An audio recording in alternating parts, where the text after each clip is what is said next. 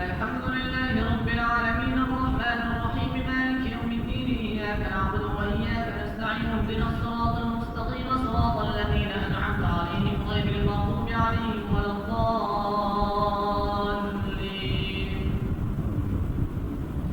ولقد أرسلنا إلى أمم من قبلك فأخذناهم بالبأساء والضراء لعلهم يتضرعون فلولا إذ جاءهم بأسنا تضرعوا ولكن قست قلوبهم وزين لهم الشيطان ما كانوا يعملون فلما نسوا ما ذكروا به فتحنا عليهم أبواب كل شيء حتى إذا فرحوا بما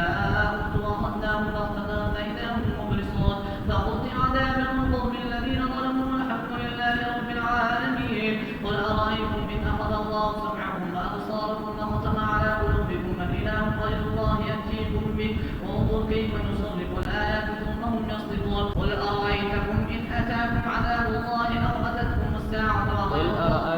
قل أرأيتكم إن أتاكم عذاب الله بغتة أو جهرة هل يهلك إلا القوم الظالمون وما نرسل المرسلين إلا مبشرين ومنذرين فمن آمن وأصلح فلا خوف عليهم ولا هم يحزنون والذين كذبوا بآياتنا يمسهم العذاب بما كانوا يفسقون قل لا أقول لكم عندي خزائن الله ولا أعلم الغيب ولا أقول لكم إني ملك إن أتبع إلا ما يوحى إلي قل هل يستوي الأعمى والبصير أفلا تتفكرون وأنذر به الذين يخافون أن يحشروا إلى ربهم ليس لهم من دونه ولي ولا شفيع لعلهم يتقون ولا تطرد الذين يدعون ربهم بالغداة والعشي يريدون وجهه ما عليك من حسابهم من شيء وما من حسابك عليهم من شيء فتطردهم فتكون من الظالمين وكذلك فتنا بعضهم ببعض ليقولوا هؤلاء من الله عليهم من بيننا أليس الله بأعلم بالشاكرين وإذا جاءك الذين يؤمنون بآياتنا فقل سلام عليكم كتب ربكم على نفسه الرحمة أنه من عمل منكم سوءا بجهالة ثم تاب من بعده وأصلح فأنه غفور رحيم وكذلك نفصل الآيات ولتستبين سبيل المجرمين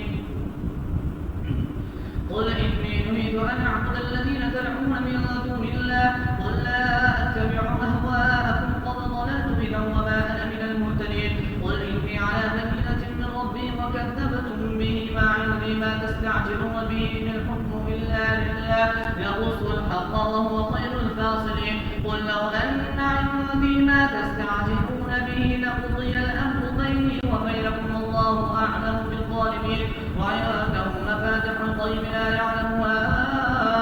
إلا هو ويعلم ما في البر والبحر وما تسقط من ورقة إلا يعلمها ولا حبة في ظلمات الأرض ولا رطب ولا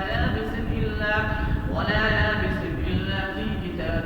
مبين وهو الذي يتوفاكم بالليل ويعلم ما جرحتم بالنهار ثم يبعثكم فيه ليقضى أجل مسمى ثم إليه مرجعكم ثم ينبئكم بما كنتم تعملون الله أكبر